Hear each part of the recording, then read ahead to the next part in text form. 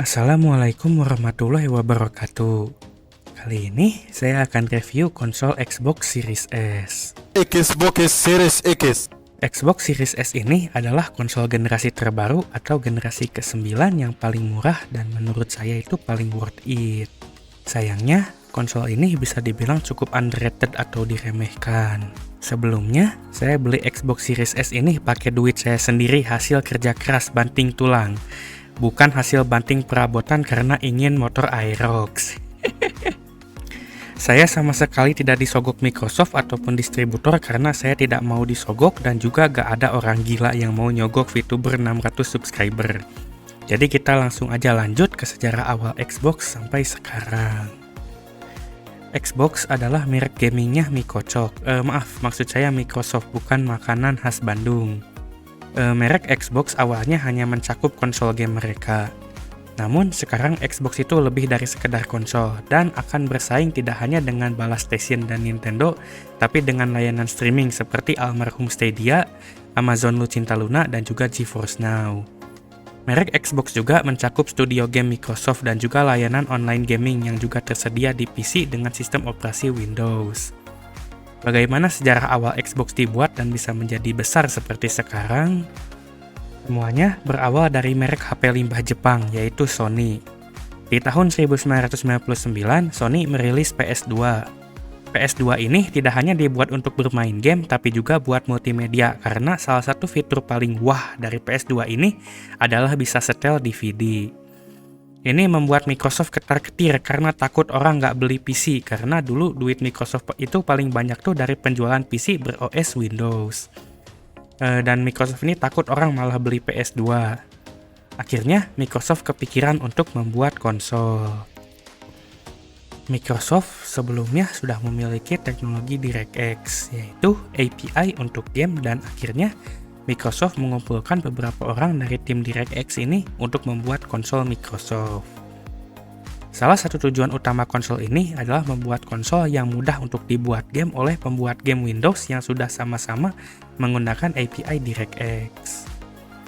Nama konsol ini awalnya mau disebut DirectX Box, namun akhirnya setelah berbagai pertimbangan disingkat menjadi Xbox.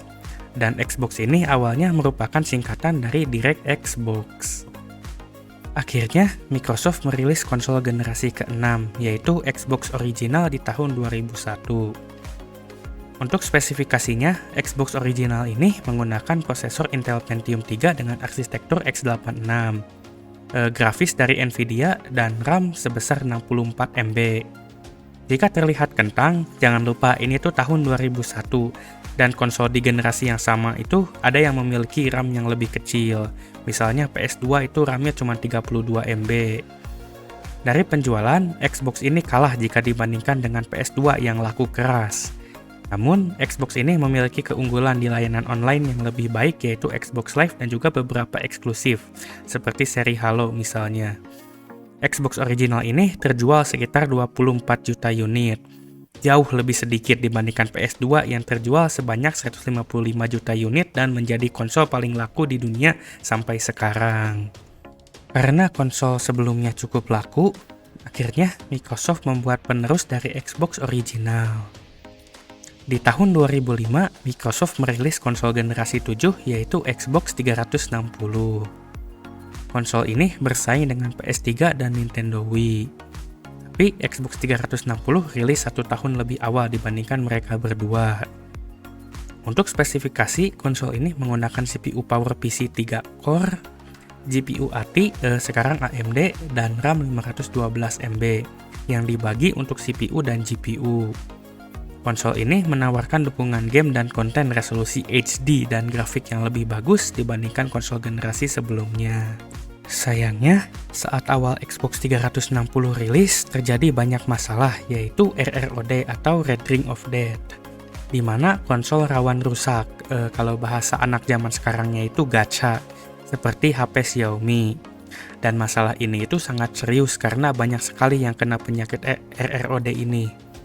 Untungnya, Microsoft tanggung jawab dan menawarkan garansi tambahan dan mengurusi masalah ini dengan baik. Dan akhirnya, merek Xbox tidak jadi hancur dan masih ada sampai sekarang. Xbox 360 juga sangat laku di pasaran dan sangat kompetitif melawan PS3 karena harganya lebih murah. Dulu saat PS3 rilis, harganya itu mahal banget gak ngotak. Dan juga dukungan online yang lebih baik walaupun harus bayar. Xbox 360 ini memiliki banyak revisi yang rata-ratanya memperkecil die dengan melakukan die shrink ke fabrikasi yang lebih kecil, membuat konsol revisi lebih baru itu lebih hemat daya, tidak panas, dan tidak rawan RROD. Namun, revisi paling major atau paling jauh adalah Xbox 360S yang dirilis di tahun 2010. Konsol revisi ini menggunakan desain yang lebih modern, lebih tipis, dan juga lebih aman dari RROD pastinya. Setelah itu, Microsoft juga merilis Xbox 360e yang pakai casing mirip Xbox One. Xbox 360 ini terjual sebanyak 84 juta unit, sedikit di bawah PS3 yang terjual sebanyak 80 juta unit. Namun keduanya kalah dengan Nintendo Wii yang terjual sebanyak 101 juta unit. Game paling laku untuk Xbox 360 adalah Kinect Adventure dan juga Grand Theft Auto 5. La grande Theft Auto ini. Di tahun 2010, Microsoft merilis add-on atau pelengkap untuk Xbox 360 bernama Kinect. Kinect ini adalah jawaban dari Microsoft untuk melawan Nintendo Wii. Kinect ini mendeteksi tulang dan seluruh badan pemain, tidak cuma remote-nya aja seperti Wii atau PlayStation Move. Ya, Sony juga pengen ikut-ikutan Nintendo, jadi ikutan bikin juga. Kinect ini menjadi bawaan di Xbox One saat awal rilis, namun akhirnya menjadi terpisah dan di generasi selanjutnya sudah dibuang dan tidak didukung lagi. Di tahun 2013, Microsoft merilis konsol generasi ke-8, yaitu Xbox One. Ya, dari 360 berkurang 359 jadi 1. Konsol ini dibuat untuk bersaing dengan PS4 dan Nintendo Wii U yang sudah rilis duluan tahun 2012 sebelum kiamat. Sebelum dirilis, Xbox One ini awalnya akan memiliki batasan yang cukup menyiksa seperti tidak bisa pinjam Blu-ray disc, kecuali kalau sudah temenan 30 hari di Xbox Live dan harus connect internet 1 kali 24 jam. Batasan tersebut sangat di luar nalar di zamannya, dan Xbox dihujat habis-habisan di zamannya, bahkan disatirin sama Sony. Sony sampai bikin video tutorial pinjam game PS4, tutorialnya itu cuma ngasihin gamenya langsung. Akhirnya, kedua batasan itu gak jadi ditambahkan di Xbox One saat rilis. Namun, efeknya akan tetap berlaku. Bahkan sebelum dicabut, Microsoft dengan sombongnya bilang kalau gak mau online 1 kali 24 jam, beli Xbox 360 aja. Untuk spesifikasi, Xbox One ini menggunakan CPU AMD Jaguar yang berbasis bulldozer jelek ampas bau terasi sebanyak 8 core. Tapi bohong, karena aslinya itu cuma 4 modul 8 thread. Prosesor ini memiliki clock speed 1.75 GHz.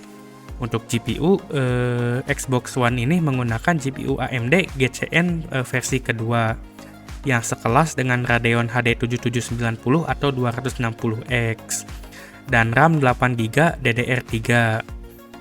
Dari spesifikasi, Xbox One ini sedikit di bawah PS4 yang sedikit lebih kuat, tapi keduanya sama-sama pakai AMD Jaguar yang ampas kuadrat. Sayangnya, Xbox One ini kalah dari penjualannya cukup jauh jika dibandingkan dengan PS4 yang lebih laku keras. Alasan PS4 lebih laku bukan karena Genshin ya adik-adik. Genshin itu rilis tahun 2020. PS4 sudah lebih laku dari Xbox One dari sebelum Genshin dirilis. Salah satu alasannya Xbox One kalah adalah performa yang lebih buruk, eksklusif yang tidak semenarik PS4, distribusi lebih sedikit, dan juga fakta pahitnya bahwa merek PS itu lebih kuat dan dikenal oleh konsumen. Yang punya Xbox atau Nintendo pasti pernah konsolnya disebut PS. Saya juga pernah. Karena perbedaan teknologi antara tahun 2013 dengan tahun 2016 dan 2017 itu gak beda jauh, alhasil gak worth untuk membuat generasi baru. Namun di generasi ke-8 ini ada konsol yang disebut mid-generation refresh. Salah satunya adalah PS4 Pro yang dirilis tahun 2016. PS4 Pro ini memiliki spek yang sedikit lebih baik dari PS4 dan perbedaannya itu ada di GPU-nya yang menggunakan GPU dengan kecepatan 4 teraflop. sedangkan PS4 biasa itu hanya 1.8 teraflop saja. Untuk melawan PS4 Pro ini, Microsoft mempersiapkan Project Scorpio, dan hasilnya adalah di tahun 2017, Microsoft merilis Xbox One X. Bukan Series X, tapi One X, beda barang dan generasi. Xbox One X ini memiliki RAM 12GB, GPU AMD GCN versi keempat dengan kecepatan 6 teraflop, kurang lebih setara RX 580. Dan sayangnya masih menggunakan CPU AMD Jaguar, namun clock speed-nya lebih tinggi, tapi tetap aja ampas. Performa lebih tinggi di konsol mid-generation refresh ini digunakan untuk bermain game di resolusi 4K, di mana PS4 dan Xbox One masih ketar-ketir.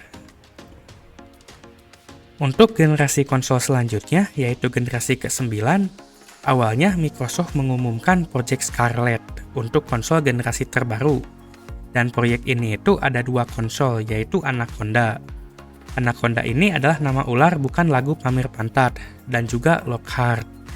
Lockhart ini berasal dari kota di Depoknya Amerika, yaitu Texas. Dan di akhir tahun 2020, saat lagi Konoha, Microsoft merilis tidak hanya satu, tapi dua konsol, yaitu Xbox Series X dan Xbox Series S. Perbedaan paling jauh di generasi ke-9 ini adalah penyimpanan yang sangat cepat dengan SSD NVMe dan juga CPU yang jauh lebih cepat dan efisien. Xbox Series X memiliki bentuk mirip kulkas LG satu pintu minat inbox, sedangkan Xbox Series S memiliki desain mirip Amogus gak pakai tas dan kaki. Untuk sekarang, nilai jual Xbox Series X dan S ini dibanding PS5 adalah Xbox Game Pass, performa yang sedikit lebih tinggi di Series X, dan harga yang lebih murah di Series S. Kita lihat apakah Xbox Series X dan Series S ini bisa melawan PS5 atau tidak. Microsoft sengaja membuat dua konsol untuk memenuhi kebutuhan market. Xbox Series X untuk yang ingin gaming di resolusi tinggi 4K dan 8K dan juga grafik dan framerate rata kanan. Sedangkan Xbox Series S lebih diperuntukkan untuk yang penting main dengan performa yang cukup dan didesain untuk resolusi 1440p ke bawah, buat orang yang TV-nya belum 4K dan juga lebih hemat listrik dan tempat. Buat gamer hardcore dan pengguna TV resolusi tinggi sudah ada Xbox Series X, dan untuk gamer yang penting main dan TV-nya masih kentang dan dompetnya tipis sudah ada Xbox Series S. Dan kali ini yang akan saya review adalah Xbox Series S. Cukup pelajaran sejarahnya sampai sini, kita lanjut ke reviewnya. Kebetulan Xbox Series S ini adalah konsol game pertama saya. Jadi saya pengen cerita dikit bagaimana saya bisa gak sengaja hilaf Xbox Series S ini. Selama saya hidup di dunia ini, bentar. Saya kan anime, jadi maksud saya tuh selama saya hidup di isekai, saya gak pernah punya konsol. Pas saya kecil, saya cuma pernah dibeliin PC dan suka main gamenya pakai PC. Jadi saya sudah PC Master Race dari lahir. Dulu teman-teman saya banyak yang punya PS, Xbox, dan Nintendo, tapi saya cuma punya PC aja. Sebelumnya, saya juga suka banget membanggakan platform PC dan suka menghina konsol. Tapi sekarang malah jilat ludah. Tapi sebenarnya saya membeli Xbox Series S ini bukan tanpa alasan. Setelah saya bandingkan dengan beberapa opsi lain, akhirnya saya memilih Xbox Series S. Awalnya, saya mau upgrade VGA PC saya. Namun, karena PC saya kentang kalau dipakai main game yang berat di CPU-nya, sambil stream dan pakai karakter VTuber, auto ketar-ketir CPU-nya 100%, dan streamnya itu auto nge-lag. Udah itu, PSU PC saya juga gak kuat kalau dikasih VGA. Namun, alasan utamanya, saya sangat topi malas untuk restart ke Windows. Saya dual boot Windows dan Linux. Akhirnya, saya kepikiran buat ambil konsol game. Awalnya, saya sempat kepikiran mau ambil si merah, cuman performanya terlalu kentang sama limbah Jepang aja kalah. Storage-nya tuh sempit, dan yang paling penting, gamenya tuh mahal banget, gak ada game pass-nya di si merah. Akhirnya, pilihan saya jatuh di Xbox Series S karena memiliki performa yang gila untuk harganya di 3 jutaan. Dan juga untuk masalah gamenya sudah ada Xbox Game Pass yang murah banget. Wah, murah banget! Akhirnya, saya hilaf Xbox Series S ini. Langsung saja kita lanjut ke spesifikasinya. Xbox Series S ini menggunakan SoC semi-custom dari AMD yang dibuat dengan fabrikasi 7 nanometer di TSMC. Kalau saya sebut kepanjangannya dari TSMC, nanti auto minus sosial kredit saya. SoC ini memiliki TDP 100 watt dan juga memiliki jumlah transistor sebanyak 8 miliar. Kalau jumlah transistornya diubah jadi rupiah, akan tetap kurang untuk membeli Python. Untuk CPU, Xbox Series S ini menggunakan 8 buah core Zen 2. 8 core ini asli dan real, tidak seperti Xbox One yang 8 core-nya itu fake. CPU ini memiliki kecepatan 3.6 GHz tanpa SMT dan 3.4 GHz dengan SMT. Performanya kurang lebih mirip seperti Ryzen 7 3700, namun sedikit lebih lambat. CPU yang dipakai Xbox Series S ini cuman beda dikit banget sama yang dipakai oleh Xbox Series X. Harga prosesor Ryzen 7 aja kurang lebih 3 jutaan. Kalau rakit PC, kalian cuma dapat prosesornya aja. Sedangkan kalau kalian beli Xbox dapat semuanya dan bisa langsung auto gaming. Untuk GPU, Xbox Series S ini menggunakan Core RDNA 2 sebanyak 20 compute unit dengan kecepatan 1.5 GHz. Untuk performanya kurang lebih di antara RX 6500 XT dan RX 6600. GPU ini juga mendukung ray tracing. Untuk RAM, Xbox Series S memiliki RAM 10GB berjenis GDDR6 dengan kecepatan 1750 MHz. Namun, RAM 10GB ini dibagi menjadi dua jenis karena memiliki bandwidth berbeda. RAM 8GB memiliki jalur data 128-bit dengan kecepatan 224 Gbps, dan RAM 2GB memiliki jalur data 32-bit dengan kecepatan 52 Gbps. RAM 8GB yang cepat akan dipakai untuk game dan juga grafik. Sedangkan RAM 2GB yang lambat seperti kurir antar aja akan dipakai untuk menjalankan tugas background dan aplikasi ringan. Untuk penyimpanan, Xbox Series S memiliki penyimpanan bawaan yang sempit sekali, yaitu 512GB. Penyimpanan ini berjenis NVMe dengan PCI Express 4.0, jadi booting dan loading game itu sangat cepat di konsol ini. Dan karena ini, game khusus Series X dan S tidak dapat dimainkan di hard disk.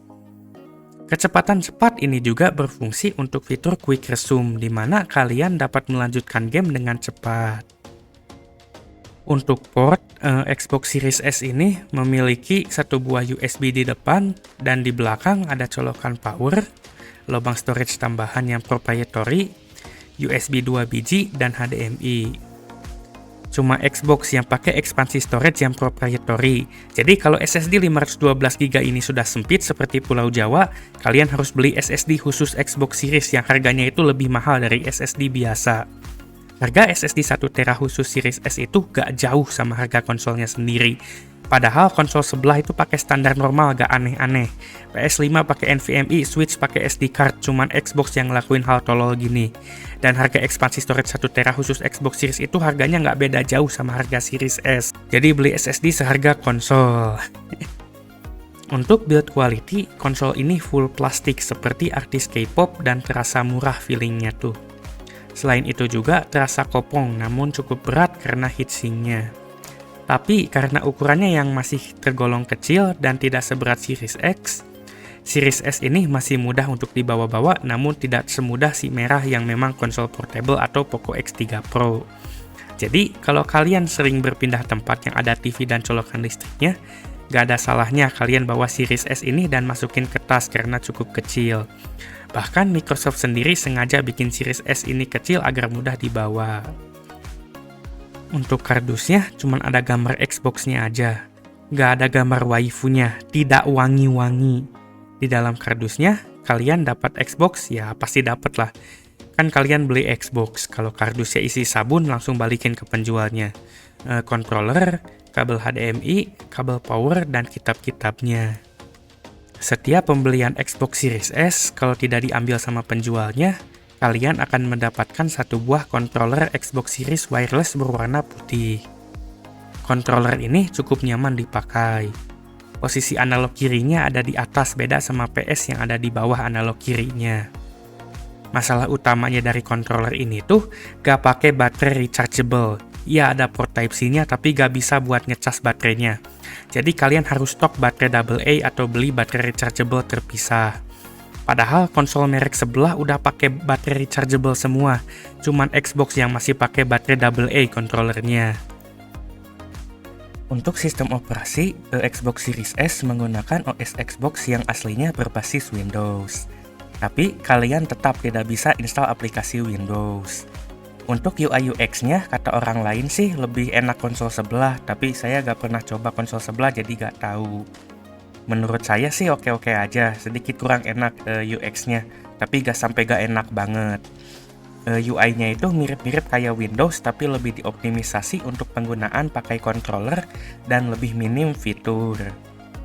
Untuk stabilitas, selama saya pakai ini konsol jarang ngebug, tidak seperti MIUI yang rajin ngebug. Untuk pilihan game, Xbox ini memiliki library game yang cukup lengkap. Namun, Xbox ini tidak memiliki eksklusif karena hampir semuanya sudah ada di PC, dan juga di Xbox ini kalian tidak akan menemukan game yang eksklusif di konsol sebelah. Namun, yang paling spesial dari Xbox dan juga PC ber-OS Windows adalah Xbox Game Pass.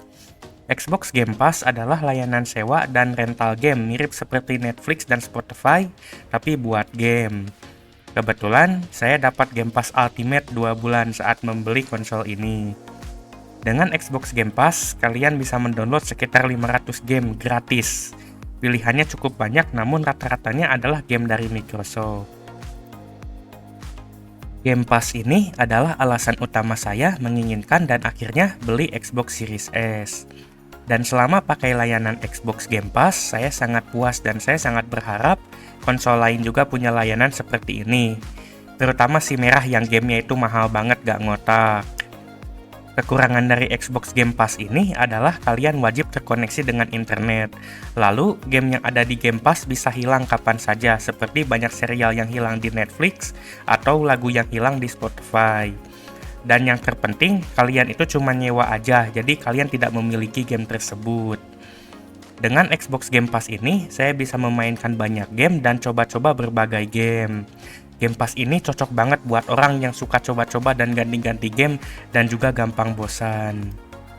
Berikut adalah video gameplay hasil capture menggunakan capture card. Saya pakai capture card murahan karena Yusuf Mansur. Dari mana duitnya? Kalau nge-lag atau frame drop itu dari capture card-nya, bukan dari Series S-nya. Kalau saya colok TV langsung, aslinya ini Series S tuh gak pernah nge-lag. Wah, sekarang di ini ada lasernya segala nih.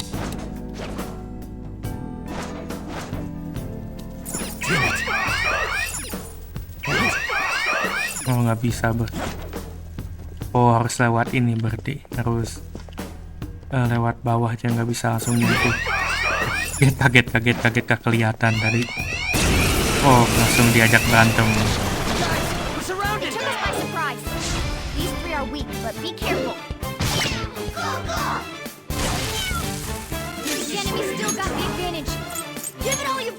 Oke, pukul musuhnya.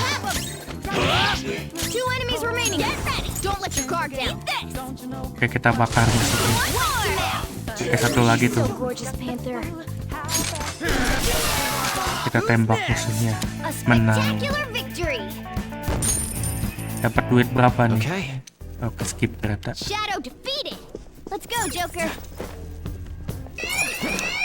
Nggak kelihatan.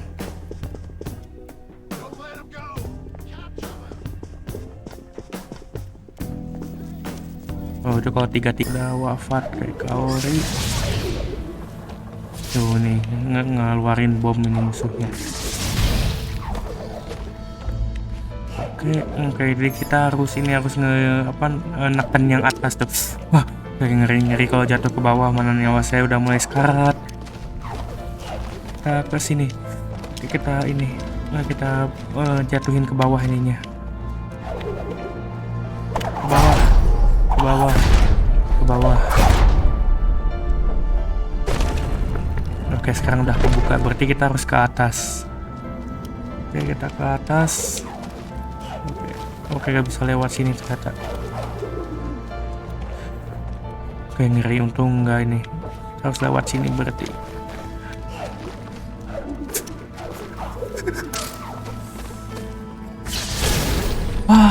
wafat deh kayak Kaori. Oke, saya lupa nge-save ternyata. Jadi ulangi lagi dari awal sini. Duh, topi banget.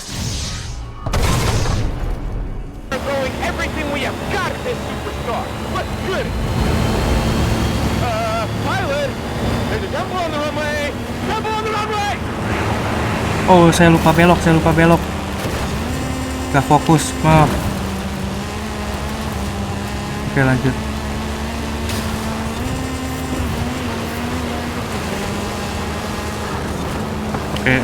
Oke, jangan terlalu kenceng.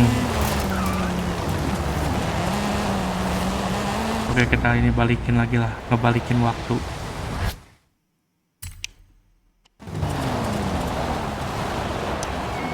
Oke, kita lanjut ikutin jalannya. Nah itu nih di game ini tuh pohon sama yang pinggiran jalan tuh bisa hancur juga ini. Oke, kita lompat. Nah, ini game grafiknya bagus banget ya, lebih bagus daripada FF. Kalau FF tuh merusak mata, ini memanjakan mata banget, grafiknya udah kayak dunia asli. Karena ini cuma mainin di konsol murah ini, harganya 3 jutaan tapi grafiknya bisa sebagus ini. Wah, ada Guntur ini. Kita masak Guntur Hidayat. Kita simpan di sini, kita ambil ini pisau. Yaitu kita potong ini jeruknya. Oke, potong. Kita potong jeruknya. Pemotongan guntur ini. Saya lagi motong guntur yang dipotong-potong nih. Kita potong lagi gunturnya. Yang ini belum kepotong. Oke, udah cukup. Gunturnya sudah di. Oke, kita lempar ininya. Itu kita ambil ini dulu apa buat masak. Bukan piring pastinya. Nah ini ada apa ini namanya? Oke, kita simpan di sini. Nah itu kita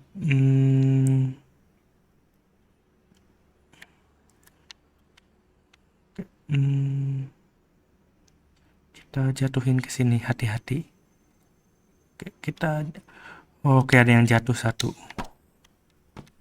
Kita ambil satu lah. Gagal. Nah ini biar auto kalah, pakai MU auto kalah. Tendang bola bukan ngeliat-liatin gak jelas.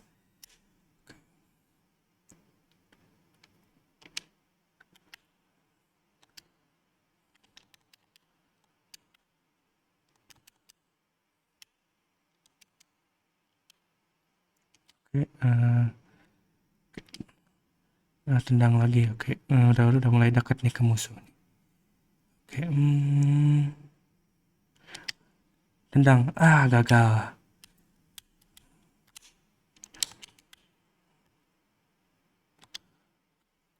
Oke, kita harus apa namanya itu, ambil lagi bolanya. Gagal, pengen saya sliding. Gagal lagi.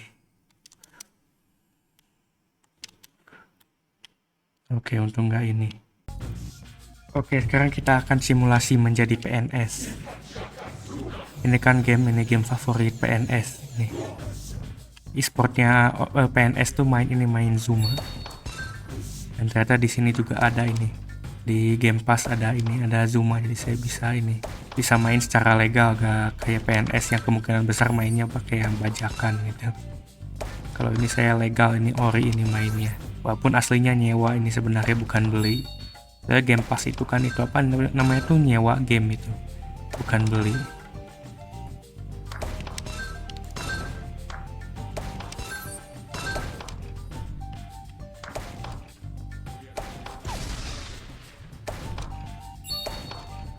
Kalau kalian sadarin itu apa namanya itu game kolaborasi antara Kaori Miyazono sama Komi-san.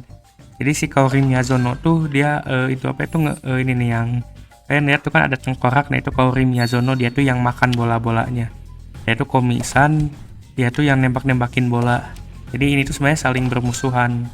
Kaori itu ingin bolanya, tapi Komi-san itu berusaha agar si Kaori itu gak makan. Komi-san ini tugasnya harus ngehancurin semua bola biar Kaori gak makan bolanya. Ya kan, Kaori tugasnya nungguin ini bolanya dimakan. Jadi kalian tuh jadi Komi-san kalau di game ini tuh. Kalian harus pastiin si Kaori itu gak makan bola kalian. Kalian harus hancurin bolanya sebelum Kaori makan. Ya gitu lore-nya, kurang lebih lore-nya Zuma tuh kayak gitu.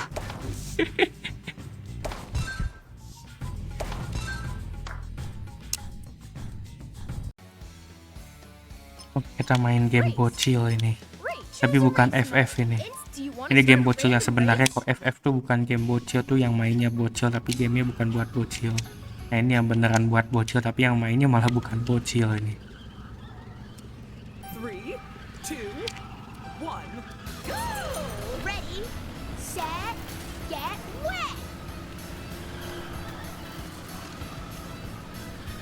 Ini gamenya kurang lebih mirip-mirip kayak Mario Kart tapi versi tuh pakai karakter ini.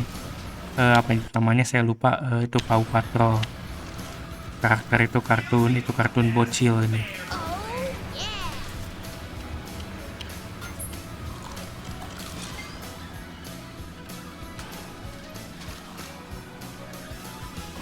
Let's dive in.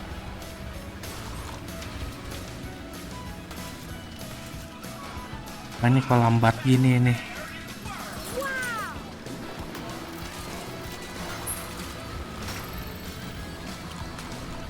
Kita harus ngambil tulang ini. Aduh, lompat. 2 laps to go.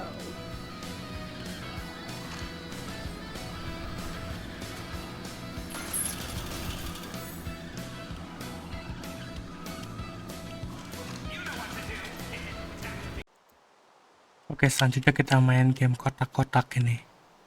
Ya, ini versi Bedrock ini, bukan versi Java. Kalian bisa mabar sama yang di HP atau yang di PC kalau pakai yang Bedrock. Udah itu kontrolnya ini pakai controller ini, bukan pakai touchscreen atau pakai mouse sama keyboard. Tapi kalau kalian pengen pakai mouse sama keyboard bisa ini bisa dicolok keyboard ke ikis-bokisnya, nanti kalian bisa pakai mouse-nya kontrolnya.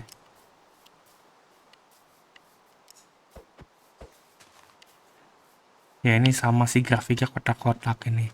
Tapi walaupun kotak-kotak ini tuh masih enak dilihat ya, kayak FF itu merusak mata. Wah ini ada creeper ini. Oke, mati kamu.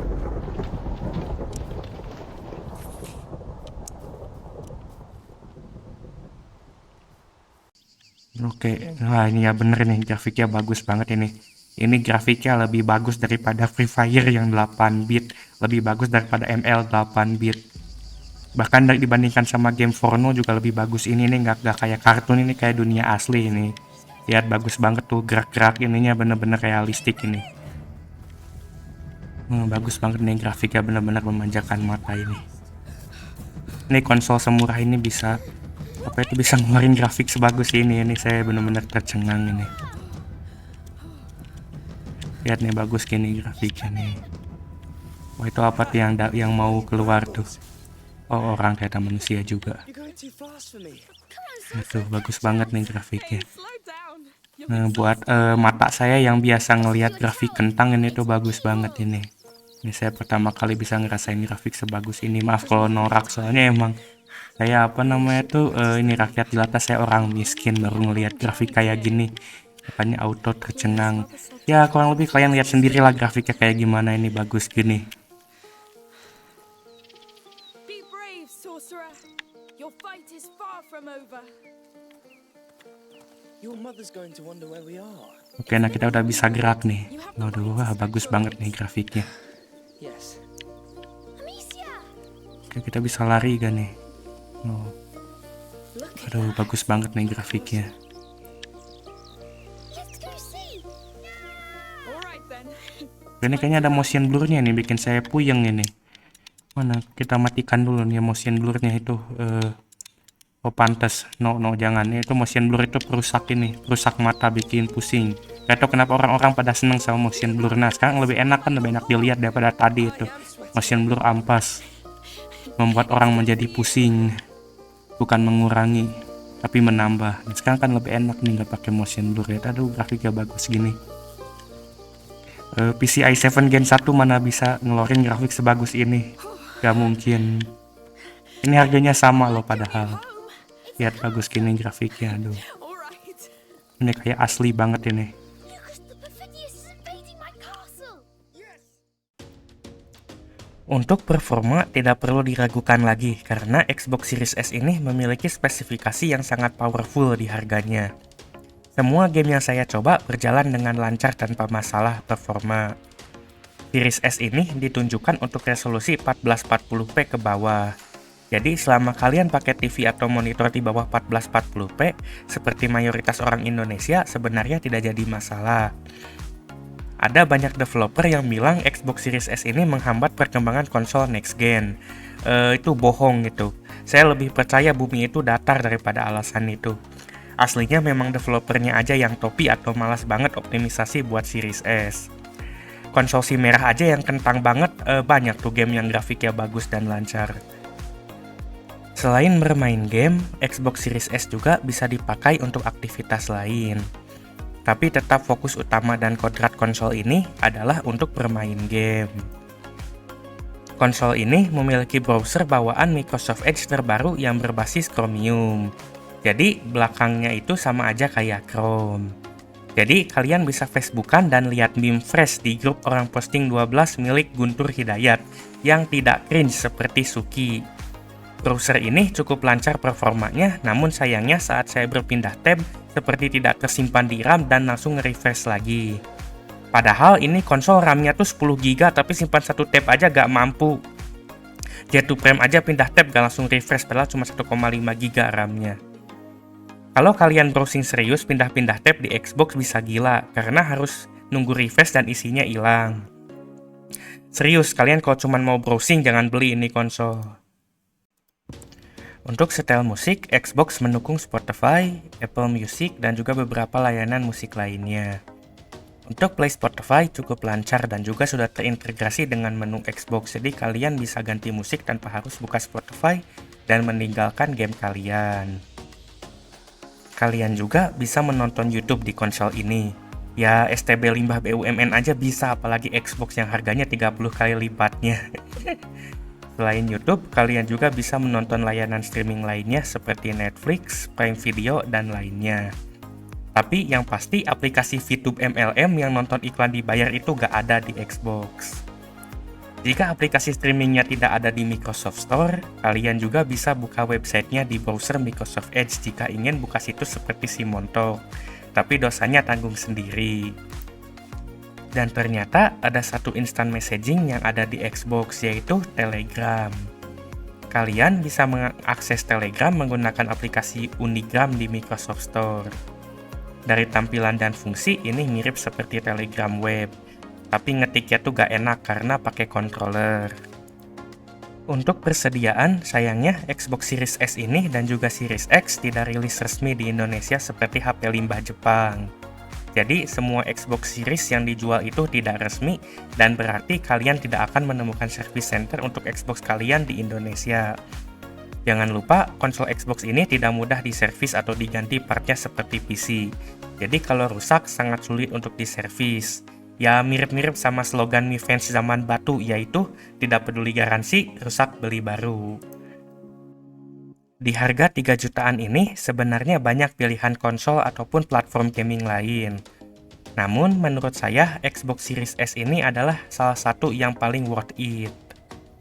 Untuk perbandingannya, berikut adalah perbandingan Xbox Series S jika dibandingkan dengan konsol lain, HP, dan juga PC di harga yang mendekati, yaitu 3 jutaan. Assalamualaikum warahmatullahi wabarakatuh. Maaf mengganggu waktunya. Boleh minta waktunya untuk wawancara? Boleh. Fortnite ila babaji. Babaji. Babaji ila ikis bokis Series S. Babaji. Babaji ila bala Station 4. Babaji. Babaji ila PC Rongsok Gaming i7 Gen 1 Full RGB. PC Rongsok Gaming i7 Gen 1 Full RGB. PC Rongsok Gaming i7 Gen 1 Full RGB ila pecot ikis-ikis di Pro. Pecot ikis-ikis di Pro. Di harga 3 jutaan, kalian bisa dapat Xbox Series S atau perangkat lain seperti PC Gaming i7 Gen 1 Full RGB, PS4 Fat, Nintendo Switch V2, dan Poco X3 Pro. Kalian bisa lihat sejarah Mi Mending X3 Pro di channel saya.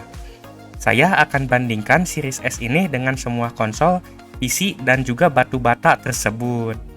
Batu bata atau HP ya? Batu bata yang itu mah. Dibandingkan dengan PC Gaming i7 Gen 1 Full RGB Gaming Design, Xbox Series S memiliki keunggulan jauh lebih baru dan performanya itu beda jauh banget seperti langit dan bumi. Namun, kekurangan Xbox Series S dibanding PC adalah tidak sebebas PC yang bisa dipakai selain main game. Dan juga Xbox Series S tidak support Genshin, tidak bisa di-upgrade, dan juga tidak support main game bajakan seperti PC yang gampang banget ngebajaknya. Dibandingkan dengan PS4 Fat, Xbox Series S memiliki keunggulan di performa yang jauh lebih tinggi dan juga faktanya Series S adalah generasi yang lebih baru. Xbox Series S ini kekurangan utamanya jika dibandingkan dengan PS4 itu cuma satu, yaitu gak support Genshin. Tapi kalau kalian gak main itu game porno yang fandomnya gampang kebakar, berarti gak masalah. PS4 juga memiliki lubang kaset Blu-ray, tapi sekarang sih kaset udah agak zaman, hampir semua game udah digital, bahkan langganan. Dibandingkan dengan Nintendo Switch V2, Xbox Series S unggul di performa jauh banget, dan juga gamenya itu murah banget seperti kata Indra Kens. Tapi kekurangannya, Series S ini tidak se-portable Switch, jadi gak bisa dibawa kemana-mana dengan mudah, dan tidak bisa dimainkan tanpa colokan listrik, dan juga TV. Selain itu, Xbox juga tidak memiliki eksklusif, sedangkan Switch memiliki banyak game eksklusif yang unik. Dibandingkan sama Poco X3 Pro, Xbox Series S ini unggul di performa yang jauh lebih tinggi dan gamenya itu jauh lebih berkualitas dibandingkan game HP yang rata-ratanya seperti sampah. Poco X3 Pro juga banyak bugnya dan juga rawan matot. Kekurangan Xbox Series S dibandingkan Poco X3 Pro adalah X3 Pro bisa main Genshin Impact rata kanan, bisa pasang Nusantara OS biar gaming banget, dan juga bisa dibawa kemana-mana untuk mabar game MOBA analog 8-bit dan game tanpa pintu. Berikut adalah kelebihan dari Xbox Series S. Yang pertama adalah performa tinggi di harganya. Di harga 3 jutaan, kalian bisa mendapatkan konsol yang performanya kurang lebih setara dengan PC harga 10 jutaan. Salah satu alasannya karena Xbox ini menggunakan SoC, jadi tidak sekompleks PC dan juga sudah disubsidi oleh Microsoft. Bahkan Microsoft sendiri mengakui kalau mereka itu rugi setiap ada Xbox yang terjual. Yang kedua adalah layanan Xbox Game Pass. Layanan Xbox Game Pass ini memungkinkan kalian untuk memainkan banyak game dengan harga yang murah. Xbox Game Pass ini hanya tersedia di konsol Xbox dan juga PC ber-OS Windows dan tidak ada di konsol lainnya untuk sekarang. Xbox Game Pass ini adalah alasan utama saya ingin dan akhirnya membeli Xbox. Yang ketiga adalah ukuran cukup kecil dan hemat daya. Ukuran Xbox Series S ini cukup kecil jika dibandingkan dengan konsol generasi ke-9 lainnya seperti Series X atau Bala Station 5. Walaupun tidak bisa dimainkan di mana saja, tapi ukuran kecil ini bisa lebih hemat tempat dan lebih mudah dibawa jika perlu. Xbox Series S hanya memiliki TDP 100 Watt dan sudah menggunakan fabrikasi 7 nanometer yang cukup efisien. Yang keempat adalah harga yang terjangkau. Harga Xbox Series S ini sangat terjangkau di harga 3 jutaan saja, dan di harga tersebut kalian sudah bisa langsung gaming. Dan yang terakhir adalah ini adalah konsol generasi terbaru atau generasi ke-9. Xbox Series S ini walaupun harganya murah, tapi termasuk ke dalam konsol generasi terbaru dan juga merupakan konsol generasi terbaru paling murah. Kemungkinan besar Series S ini akan didukung cukup lama oleh developer dan mendapatkan fitur khusus generasi terbaru. Karena Xbox Series S ini adalah buatan manusia, tentu saja bakal ada kekurangannya. Berikut adalah kekurangan dari Xbox Series S. Yang pertama adalah minim game eksklusif. Karena Microsoft mulai sering membawa game Xbox ke PC, akhirnya Xbox tidak memiliki game eksklusif lagi. Jadi rata-rata game yang ada di Xbox itu sudah ada di PC. Yang kedua, tidak ada garansi resmi Indonesia. Xbox tidak resmi rilis di Indonesia, yang berarti jika ada masalah, kalian tidak bisa klaim garansi dan pergi ke service center atau tempat wisata di Indonesia.